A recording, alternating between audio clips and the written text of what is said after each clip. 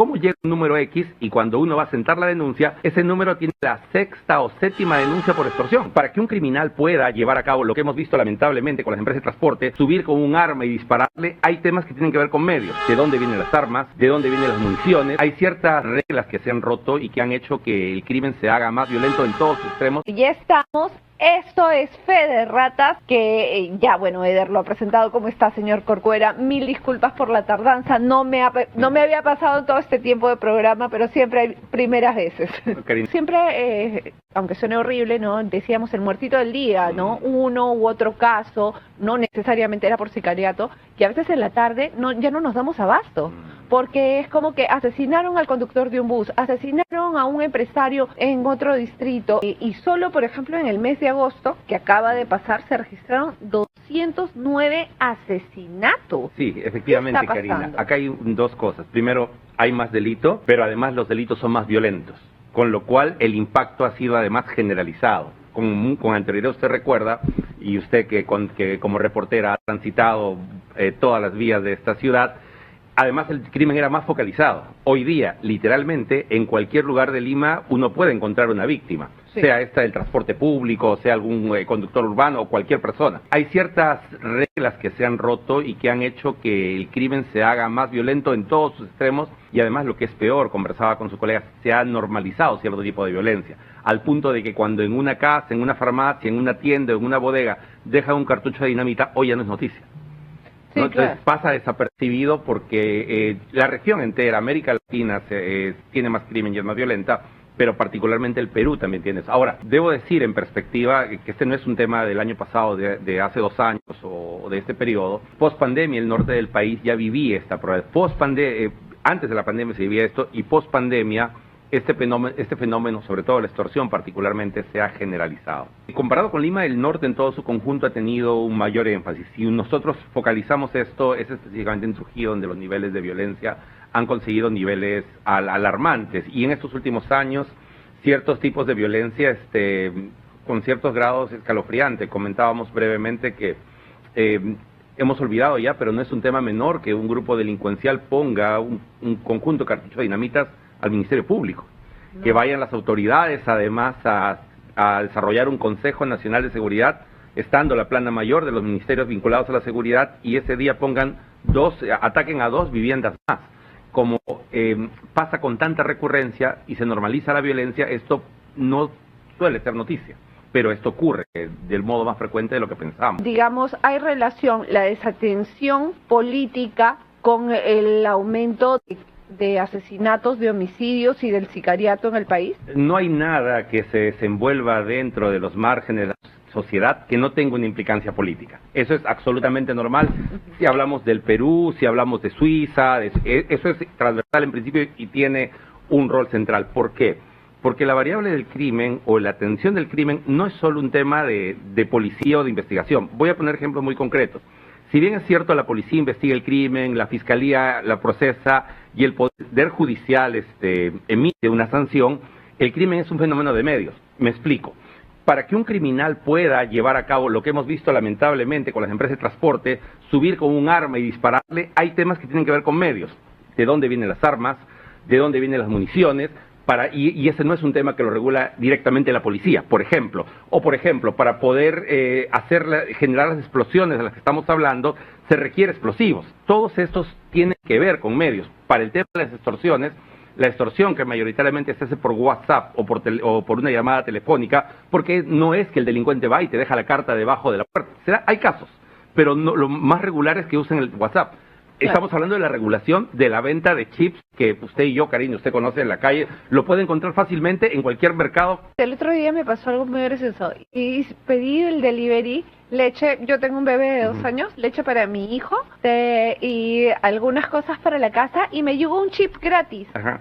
No tengo por qué decir marcas, pero me llegó de una compañía con la que yo no tengo ninguna línea, y me decían activa el chip en cualquier teléfono, ¿no? Porque obviamente las compañías telefónicas lo que buscan es vender más líneas.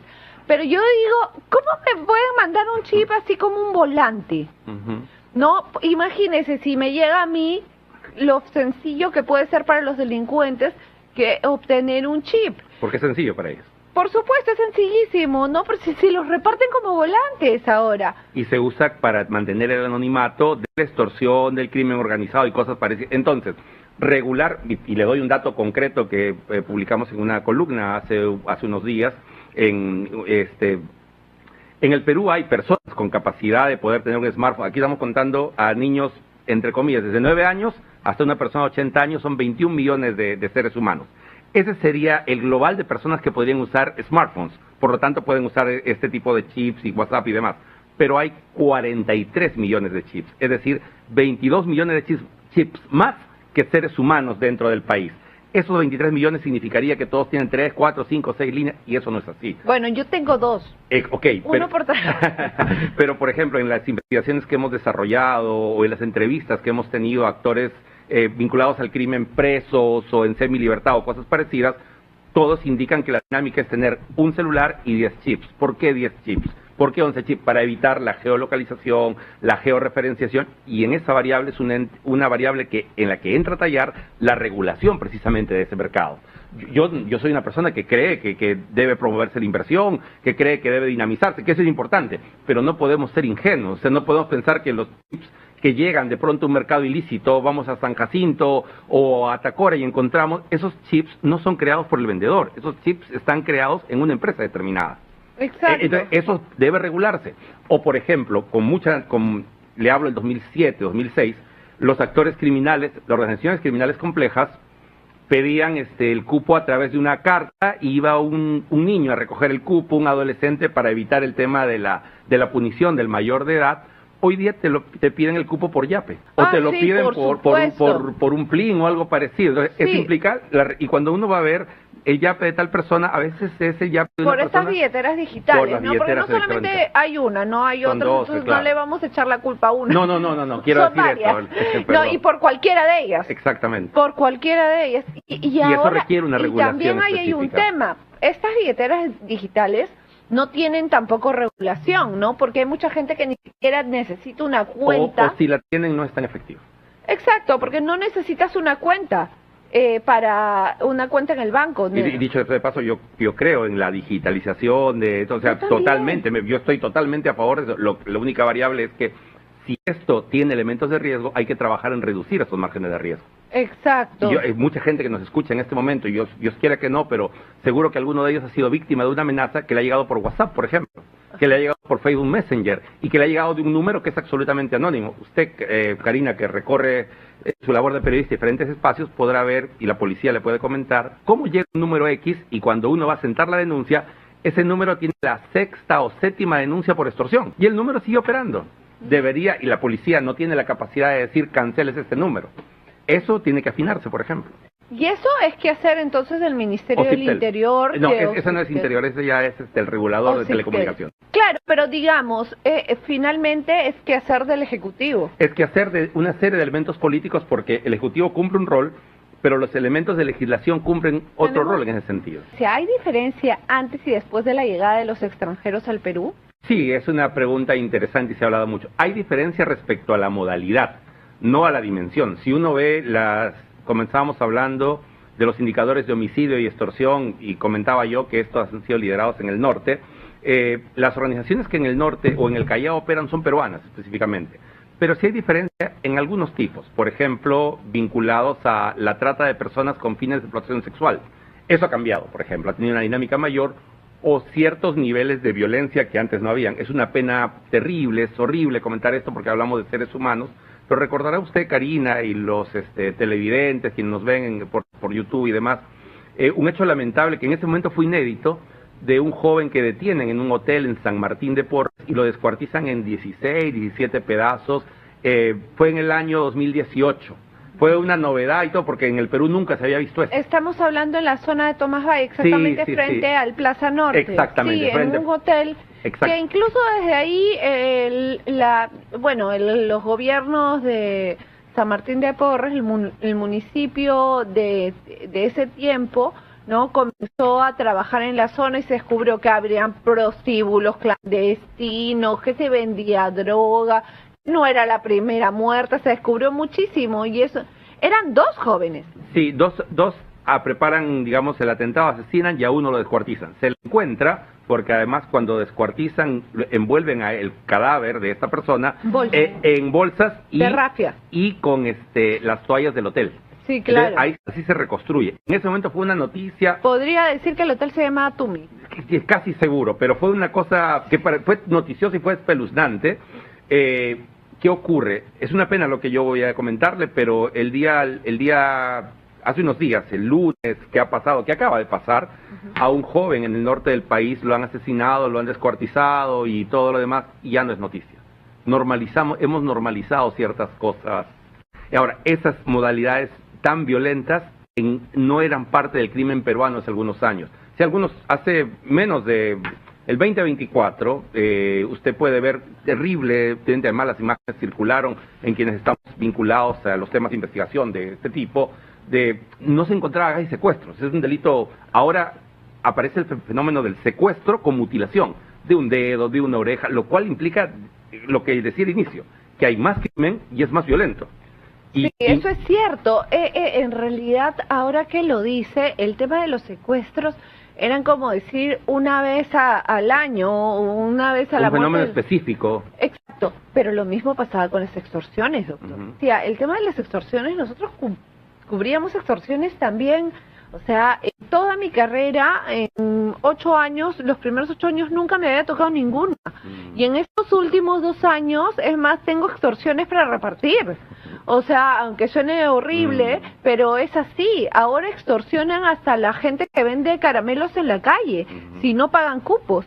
Y eso también ha venido después de la pandemia, después de la migración extranjera, ¿verdad? Yo he tenido el honor de trabajar 8 años en la Oficina de Naciones Unidas contra las Drogas y el Delito, como tal de poder comparar una serie de realidades, pero a partir de la oficina en la que yo estuve involucrado, hicimos seguimiento durante varios años de lo que pasaba en el norte. Y en el norte del país, específicamente en Trujillo, en los distritos del Porvenir, La Esperanza y Florencia de Mora, este fenómeno usted lo puede encontrar debidamente documentado por sus colegas periodistas de la zona desde el año 2002 y 2003. Ya en el 2004, 2005, que estoy hablando 20 años atrás, 2004, 2005, usted podía encontrar vehículos con sticker claramente identificados, casas con sticker y barrios llenos y plenos en los cuales se pagaba un cupo, se pagaba un monto de dinero por eso. Lo que pasa es que aquí está pasando lo que pasó con el terrorismo. Como no ocurría en Lima, no lo notábamos. Pero hay lugares de dominio entero. A ver, le voy a poner un ejemplo muy concreto. El 23 de diciembre del año que acaba de pasar, una organización criminal en Trujillo hizo una chocolatada, dio canastas y puso el logo de su organización criminal, además, en el centro de la actividad. Eso pronto no ha tenido la noticia connotada en otros medios porque no es algo que sonó tanto. Exacto, pero habla, Karina, de la gravedad de la que estamos hablando, ¿no? ¿Y sabe qué me recuerda esa situación? Esta serie El Patrón del Mal de Pablo Escobar, ¿no? Porque mucha gente idolatraba a este narcotraficante y que terminó convirtiéndose también en asesino porque fue el autor intelectual de muchas muertes y atentados en su país, Colombia, ¿no? Pero que hacía eso, ¿se acuerda? Que era como Robin Hood, pues, ¿no? Le daba a los pobres y robaba, mataba y todo de la plata ilícita que él obtenía. Nosotros tenemos una consultora GPS, trabajamos en un grupo de colegas antropólogos, sociólogos, porque el crimen es multidimensional. Y el tema de la cultura es un elemento que siempre concita en nuestras conversaciones y discusiones. ¿Por qué? Porque presentamos, por ejemplo, algunos materiales, reportes respecto a este tema, y es interesante en nuestras redes sociales, en otras redes sociales, ver la cantidad de gente que afirma comentarios elogiosos, por ejemplo, de los pulpos. Cuando presentamos un informe, yo le puedo pasar a nuestras redes sociales, va a usted encontrar gente que, o si vea por ahí los comentarios de la liberación de John Pulpo, hay una serie de personas que te damos la bienvenida, qué bueno que regreses. Le doy un ejemplo concreto, publicamos con la Cámara de Comercio de Lima, y la Universidad de Lima nos estaba apoyando en la difusión, una investigación vinculada a la extorsión, que este es el libro ahora, lo que es la extorsión, justamente el negocio del miedo, el capítulo 4 que usted pueda revisar. Hay un conjunto de stickers y demás, usted puede verlo, pero hay una variable que aquí destaca alrededor de cómo hay organizaciones criminales que ponen merchandising a la venta o ponen saludos a la venta Y más allá de que pongan algunas personas esto, la pregunta es ¿quién demanda? O sea, ¿a quién le interesa que una organización criminal te diga por tu cumpleaños te mande un saludo? Aquí desde máxima seguridad en la prisión le mando un saludo para mi sol y tal cosa. O sea, ¿a quién le interesa eso? Es disruptivo totalmente, pero eso ocurre. Han habido casos, pero creo que no deberíamos generalizar, es mi opinión. Sí, ahí hay varias cosas. Puede darse el caso de que hay un mal policía, sin duda. Sin embargo, acá hay que ser conscientes de una cosa muy trascendente. No existe Estado de Derecho sin policía o sin su equivalente. Llámele gendarmería, llámele carabineros, o sistema. El nombre puede cambiar, pero la función del rol de la seguridad es una función monopólica del Estado. No lo puede hacer más que el Estado. Entonces, la constitución de una policía sólida, segura y cierta y eficiente en su actuar es fundamental. Lo que quiero decir es, nosotros si tenemos que hacer un ejercicio de análisis de la policía, tiene que ser siempre para optimizar y para contribuir en la mejora de sus procesos, porque la investigación del crimen no hay cómo prescindir de la policía. Ahora, por ejemplo, mire lo que nos dice Luis Fernando Núñez. Ahora cualquiera dice ser parte del Tren de Aragua para aumentar la cuota de extorsión. Saludos a tu invitado y al que aprecio mucho también.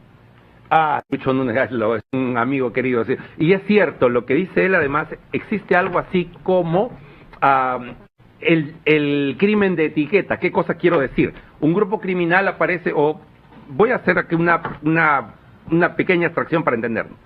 La extorsión, el crimen en general puede hacerse desde una organización criminal, los Injertos del Norte, el Tren de Aragua, los Pulpos, los Chuquis de Oquendo.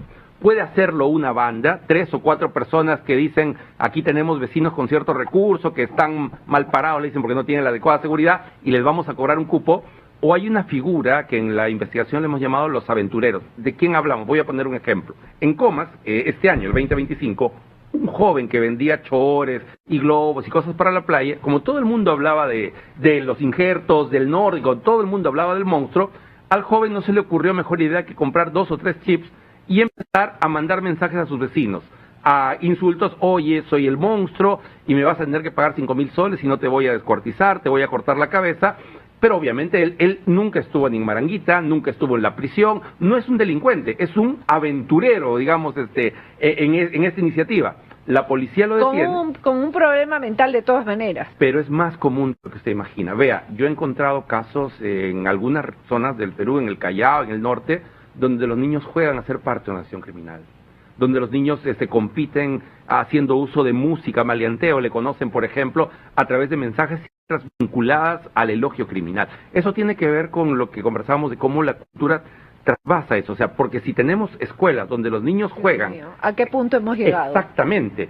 Se habla mucho de Bukele, por ejemplo, y cuando se habla de él se suele hablar del SECOT, pero solemos hablar de otros frentes que este mismo presidente ha dado. Por ejemplo, yo estuve en El Salvador entre el 2012 y el 2013 por temas de trabajo, y ahí usted puede encontrar claramente que las maras, todas esas pandillas, tenían sus propios símbolos en mausoleos, símbolos, cosas y demás, y el presidente Bukele ha empezado toda una destrucción simbólica, porque al crimen también se le ha enfrentado desde su elemento simbólico. Esto no es un invento de Bukele, no es un invento mío, puede encontrar en la lucha que tuvo Italia contra la Cosa Nostra, por ejemplo, en el proyecto Libera, que consistía en resignificar los símbolos. El hecho de que en la ciudadanía haya sectores que elogien, que esperen, que lo suman como un juego, que lo trivialicen o lo normalicen, es grave, es preocupante. Justo le quería comentar una cosa también. Es que a mí me llamó la atención. Yo conocí un negocio en Gamarra que se dedicaba a imprimir polos de muertos, vestidos de muertos, porque la viuda tiene que ir. Pero estos muertos, ¿no? Estas personas era la vestimenta, la indumentaria que usaban los delincuentes, los cómplices, la parte de la gente de la misma banda para despedir. Esto también es, parte de lo que usted nos está señalando, ¿no? De que se alaba, se saluda, se normaliza y se asume como propio. Exacto, y digamos, ¿qué es lo que hay que hacer? O sea, ya, yo puedo proteger a mi hijo, yo puedo explicarle a mi hijo, pero ¿cómo sacamos este virus que está entrando en la mente de la sociedad peruana. Sí, tiene que ver con lo que conversábamos hace un momento. O sea, solemos pensar el tema de la seguridad solo desde la variable policial, cuando hay otras variables que en la sociedad permean. Si usted y yo en este momento salimos a la avenida Arequipa y nos paramos un momento, vamos a ver claramente cómo van a pasar colectivos con el sticker de un delfín o de una corona. Eso no es porque ellos sean seguidores de Animal Planet. Lo hacen porque efectivamente están pagando un cupo a una organización que los marca de este modo. La resignificación y el trabajo de la cultura tiene una potencia enorme en temas de prevención. No por nada, y este no es un invento mío, diferentes autores, diferentes partes del mundo, se ha trabajado criterios de cultura de paz, de promoción de prevención, y ahí escapa la policía, ahí está involucrado el Ministerio de Cultura, está involucrado el Ministerio de Educación, el Ministerio de Salud con el tema de la salud mental. Por supuesto. O sea, todo eso es trascendente, pero se trata de que desde diferentes ángulos se entienda los problemas de seguridad y de crimen desde una perspectiva más amplia y más compleja. Pero aquí también, permítame agregar, Karina, es importante el rol de la academia, porque en tiempos en donde la sociedad es más violenta, donde el reto es mayor, implica también que la academia y la universidad se compre el pleito y nos permita analizar y poder descifrar las claves de este fenómeno, no combatirlo ciegas. Exacto, porque si no estamos, es como decir que un bombero está echando agua, no, sin mirar a dónde. ¿A dónde? Y porque por ejemplo, y esto lo digo con respeto, digamos, porque pensar distinto no ofende ni hace daño a nadie. Si el problema es la extorsión, y el problema es que la extorsión llega a su WhatsApp, ¿de qué nos sirve amanecer seguro y poner 1000 policías o soldados en un parque o en una esquina? ¿De qué sentido tiene si el problema es la extorsión en zona determinada? Es irracional. Entonces, ese tipo de cosas tiene que mirarse. Y también sabe cuál es el problema. El problema es que llegan a los cargos, por ejemplo, como del Ministerio del Interior, personas que no exactamente están preparadas para ello. ¿No? Como usted bien lo decía, o sea, no es que yo tenga ninguna animadversión, perdón, contra el ministro Malaver, pero él, por ejemplo, él suelta esta frase de no extraño a nuestros delincuentes, ¿no? Que finalmente no llega a ser un mensaje que golpee en contra de la delincuencia, porque eso no asusta, más bien pinta una imagen que es decadente, ¿no? Y hasta podríamos decir medio torpe de su parte, ¿no? Luego dice, ay, no, quizá no fue la mejor frase, todo lo que tú quieras, pero, querido ministro, lo que necesitamos es que una imagen de un ministro del Interior que ingrese al cargo y que le demuestre a la delincuencia que no habrá tregua. Yo creo que lo que ha querido manifestar, porque es poco adivinar, pero aquí yo quiero hacer una acotación de una perspectiva más, digamos, teórica del asunto. Los códigos del crimen sí han cambiado, porque vea, usted puede encontrar en YouTube fácilmente entrevistas a Yango o a Perochena.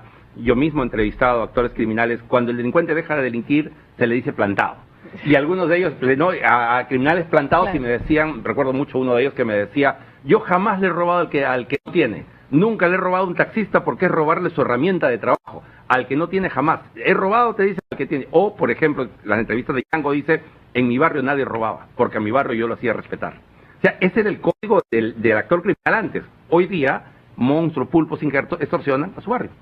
Vea claro, cómo hay o sea, ahora ya nadie cree en nadie, ya no hay respeto por la casa. Algo así como un sálvese quien pueda. Exacto. Entonces, pero esos códigos y acciones criminales han significado un cambio. Pero yo regresaba a esto, todo ese tipo de cosas, las variables culturales que hemos mencionado, el tema de medios, implican y hacen necesario, Karina, un espacio donde pueda estudiarse, reflexionarse y mirarse. Por eso es que en el mundo entero existe toda una tendencia de criminología. Pensemos en un funcionario, ¿no? Justo quería hablar con usted de su libro, de esto, pero vamos a contestar la pregunta de Mimi Miami. Una pregunta, si el Tren de Aragua está declarado como narcoterrorismo, ¿por qué Dina no habla con Marco Rubio para que ayude a combatir como hizo con Ecuador? Es bastante difícil porque es meterse en la mente de otro ser humano, ¿no? Es el secretario de Estado norteamericano, de Marco Donald Rubio. Trump, ¿no? Sí, sí. Entonces, no, estamos un poco confundidos, Mimi. Sí, por ahí no va. Por ahí no va. Quería preguntarle sobre su libro, no es Cherry, pero la verdad es que me parece súper interesante viéndolo desde aquí, ¿no? Que ha podido estudiar punto por punto cómo funcionan las extorsiones en nuestro país, ¿no? O sea, le he podido dar un ojo así rapidito mientras usted estaba comentando, y el hecho de el marketing extorsivo, ¿no? Cómo las bandas criminales usan redes sociales para consolidar su poder. Y eso es algo que tampoco veíamos antes, señor Corcuera. Exacto. Y que ahora sí vemos, cómo los delincuentes se graban, ¿no? Y es como que, si no me pagas, esto te va a pasar, ¿no? Y sacan la pistola y le disparan a la gente, graban los videos. Entonces, eso también es como decir tendencia, pero eso viene del extranjero. Esto poco a poco se ha venido... ¿O ha venido con la modernidad? Han venido ciertos cambios que han venido dándose, ¿no? Primero, usted recordará, Karina, antes el delincuente se escondía y tapaba sus hechos, y no que hoy se graba. Sí, claro. O sea, antes la lógica era tapar y conseguir información, ahora se graban, todos recordaremos al monstruo grabándose en TikTok y dando un mensaje amenazante hacia la policía. Eso tiene que ver con la modernidad. Hay ciertos códigos y ciertos estilos que vienen de un proceso de imitación, ¿no? Los nombres, por ejemplo, la forma en que usan, por ejemplo, usted recordará cómo se pusieron el nombre de los Pepes, por ejemplo. Eso no lo inventaron ellos, lo han copiado de series como la de Escobar. No, entonces usted sabe que son los pulpos, Pepe, y por eso se integran a los Pepes. O sea, pero lo usan como un mecanismo, ¿no? O por ejemplo, se ponen turbantes y se hacen llamar los talibanes. No es que tengan algún tipo de vínculo con Medio Oriente ni nada parecido, pero tienen, y algunos de los jóvenes que entrevistamos para este proceso son súper, hiper fanáticos de estas series. Y están al día, y algunos de ellos, sobre todo los que tienen problemas con consumo de drogas, viven en su vida una película. En algunos delincuentes, es más, existe cierta emoción o adrenalina de verse en los medios de comunicación. Todo eso son retos que uno tiene que también que analizar y revisar, porque en qué medida usar el argot de ellos, darle color, termina inflando sus acciones. Porque compiten entre ellos también. Pero por supuesto. Por ejemplo, yo recuerdo, eso es algo que a mí me llamó muchísimo la atención cuando yo fui al Callao. Hablé en ese tiempo con el jefe, el director de la DIRINCRI Callao, y me decía que el mayor porcentaje de sicarios que ellos habían podido capturar eran menores de edad, ¿no? Y yo decía, Dios mío santo, o sea, ¿cuál es el futuro, no, de nuestra sociedad si empiezan tan jóvenes a matar, ¿no? O sea, y vemos el tema del sicariato como si fuera parte de un trabajo o de un oficio, cuando finalmente es un delito, ¿no? Es de locos pensar eso. Pero entonces, como me voy a agarrar a su frase, como usted bien lo ha dicho, no hay forma de que deslindemos cualquier hecho social de la cultura política de nuestro país, ¿no? Entonces eso es un gran reto para la próxima persona que vaya a asumir la presidencia del país luego de que Dina Boluarte, ¿no?, deje el cargo. Hay ciertas cosas que son un reto en términos de Estado no, y no pero de gobierno. Habría que reorganizar todo, exacto, como usted dice. Pero ¿no? ahí lo decía a partir de lo siguiente. Todos estamos de acuerdo, creo, que el principal problema que tiene el país es el problema del crimen y el reto es cómo construir seguridad. Estando en ese acuerdo, ¿qué pasa, Karina, si alguna de las personas que nos escucha, de buen corazón, legítimamente, con un acto de nobleza, dice, yo quiero ser alcalde, parlamentario, político, qué sé yo, y dice, yo quiero estudiar este tema y voy a decididamente a estudiarlo? La pregunta es, Karina, ¿dónde lo estudia? ¿Dónde lo analiza? Usted no encuentra eso, porque claro, puede estudiar Derecho, pero el Derecho Penal es otra cosa. Pero este tipo de fenómenos, los espacios académicos son reducidísimos. Para los civiles hay la formación policial, pero es para los oficiales de la policía, claro, ni siquiera para los suboficiales. Hay en inteligencia de la Marina, de la aviación, pero si estamos de acuerdo que es el principal tema, instituciones como Servir, por ejemplo, tendrían que poner esto en primera plana para poder atenderlo, comprenderlo, analizarlo, y otra vez, las universidades. Por eso yo quiero agradecer públicamente a la Universidad de Lima, que nos permite desarrollar investigación, que nos permite promover eso, porque resulta esto fundamental. Si no, ¿a partir de qué implementamos medidas? De palos de ciego. Claro, es que es como usted mismo lo dice, ¿no? O sea, extorsionan a alguien y lo que hacen es blindar su casa con efectivos, ¿no? Y no sirve de absolutamente nada. Eso es echar a saco roto y más bien desatender zonas donde campean los raqueteros, que son otro tipo de delincuentes, que a ellos sí los puede combatir un efectivo de la policía que esté en la calle. O sea, ha aumentado la extorsión a través de la vía de WhatsApp y los chips siguen dando vueltas por ahí.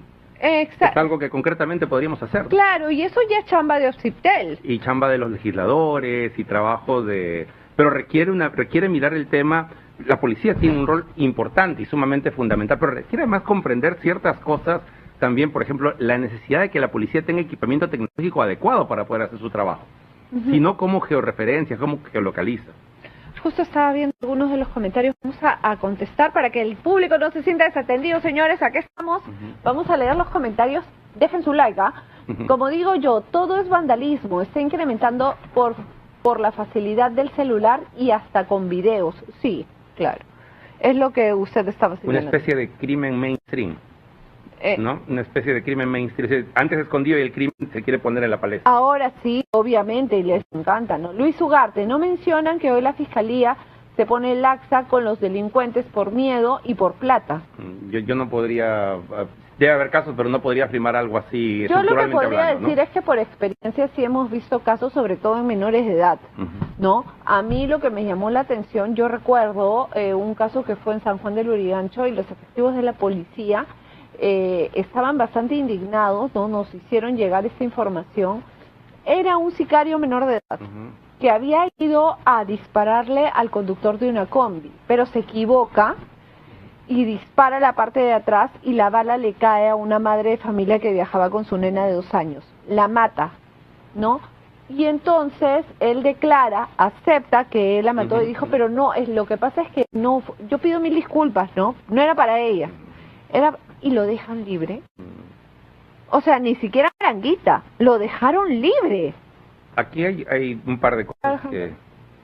Un claro ejemplo de la corrupción gubernamental a esta sábana de candidatos para llegar a los cargos para poder coimear. Acá hay 2 cosas que yo quisiera poner en términos del debate. Primero, respecto de la edad de punición, ¿no?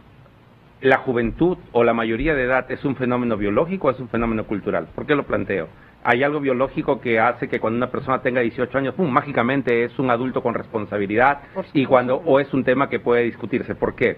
Cuando se plantea los 18 años como medida, digamos, de mayoría de edad y por tanto de responsabilidad penal absoluta frente a sus actos, es porque en la Constitución del 79 que toma la Constitución española del año 78. Toma este legislador peruano, en este caso la Asamblea dirigida por Víctor Raúl Haya de la Torre, el criterio que se plantea en la Constitución postfranquista y la hace parte de la Constitución peruana. Parte del debate, antes era 21, parte del debate en ese momento es que en el año 79, un joven de 79 tiene más información y criterios que un joven del año 56 de la Constitución anterior. Si comparamos eso en el año 79 al 2025, las circunstancias de información han cambiado. Por tanto, yo creo firmemente que una persona de 17, 16 años que ha cometido múltiples sicariatos debe ser responsable por lo que está haciendo. O sea, no puede relativizarse de una forma inocente. Y le doy un caso de experiencia concreta que a mí me ha tocado ver. Yo recibí alguna vez a un joven que estaba acusado de sicariato. La policía lo acusaba de haber asesinado a 18 personas. La policía acusaba de esto. Yo hablé con este joven. A lo gringallo. Era peor que gringallo, y en el número y en violencia y demás. Y el joven a mí me decía que no, que eso era falso, que él solo había matado 11. Así, con un desparpajo. Ahora, ese muchacho como era menor de edad, tenía más acusaciones de cadáveres en su espalda que años de vida. Ese joven fue al sistema de justicia juvenil, quedó libre y naturalmente no se recuperan. Hay personas que habría que rediscutir qué tan posible es la resocialización y cómo planteamos nuestras penas. Le doy ejemplo concreto. Ahora, perdone que lo interrumpa, pero hago la acotación aquí. En algún momento se intentó cambiar la ley, ¿no?, de el hecho de que así sean menores de edad se les iba a juzgar como adultos. ¿Usted qué opina de eso? Tiene que ver con lo que he dicho. Hay que discutir ese tema. Y ese no es un invento mío. Voy a darle ejemplos concretos. En enero de este 2025, el primer ministro sueco, que no es Donald Trump, que no es Milei, el primer ministro sueco que todos reconocemos, y no estamos a Suecia como un país referente de muchas cosas, planteó esa misma medida. Lo que trato de decir es, no necesariamente significa que vamos a relativizar y llevarlo a los 10, 11, 12 años, pero hay casos en donde esto debe rediscutirse. Ni siquiera, y con la rediscusión y con el debate alturado, no se le está haciendo daño ni perjuicio absolutamente a nadie, pero tenemos que ver una serie de variables, porque, a ver, hay personas con 17 años y tantos meses, 16 años, que tienen, y estoy hablando de casos gravísimos, como este historial de sicariato, que luego están totalmente libres. ¿Vio usted el caso de hace poco, no sé si recuerda, hace menos de un año, un joven que era extranjero, que lo detiene la policía, va a Maranguita, se escapa de Maranguita, y era menor de edad todavía, se escapa de Maranguita y balea a una persona, la policía lo detiene. Cuando la policía lo detiene, él tiene una mini Uzi y se le atora las balas, no puede dispararle. Cuando lo detiene, le dice al policía, además está grabado, que menos mal que se atoró, sino el que estuviera muerto es él y el que está libre sería el actor criminal, ¿no? En este caso. El juez que atiende el caso lo regresó a Maranguita, ya siendo este señor mayor de edad y no siendo ningún inocente. No, claro. O sea, que eso es inconcebible. Y, por ejemplo, sujetos como esos, al Urigancho, Ancón 1, ¿no? Y eso, Ancón 1... O sea, usted espera 3, 4... Ancón 1 es un favorcito, ¿no? Va a decir que ese señor que mata con tal facilidad, que dice eso, no es consciente y que de lo que hace. amenaza así la autoridad, ¿no? A mí lo que me parece indignante es la falta de respeto que hay hacia la policía, y no es que yo defienda a la policía y no me empiecen a chancar, pero cuando hay que criticarla se le critica y cuando no, por ejemplo, como este caso que acabamos de ver aquí en la avenida Angamos, ¿no? Hace tres días ya, que estos dos sujetos retan a los oficiales, terminan atacándolos, cortándoles las piernas, ¿no? Y la gente empieza a criticar nuestra sociedad, que el policía lo debió matar, que el policía lo debió disparar. Yo, poniéndome en los zapatos o en las botas de ese policía, yo digo, en cómo funcionan las leyes en ese país, yo no lo hubiera hecho porque termino presa. Número 2, también hay un tema de responsabilidad. Si bien es cierto, vemos que los delincuentes usan las armas como si fueran juguetes y atacan a diestra y siniestra y disparan como si estuvieran jugando, ¿no? Un policía lo hace con conocimiento de causa, y en la estación Angamos transita demasiada gente a esa hora de la noche, ¿no? Lo que es una bala al aire podría repercutir en otra persona. Acá hay un tema que es importante, una crítica sin sentido, y hago énfasis en sin sentido, perversa, o la satanización de la policía, a los únicos que favorecen es al crimen. Porque de una policía débil, con menos recursos, diezmada, se genera este efecto perverso. Usted recuerda el caso del suboficial Miranda, que interviene ante el asalto de una señorita, interviene armado, se disparan, el delincuente va, le cae tiene un impacto de bala el delincuente, fallece, y el suboficial queda preso.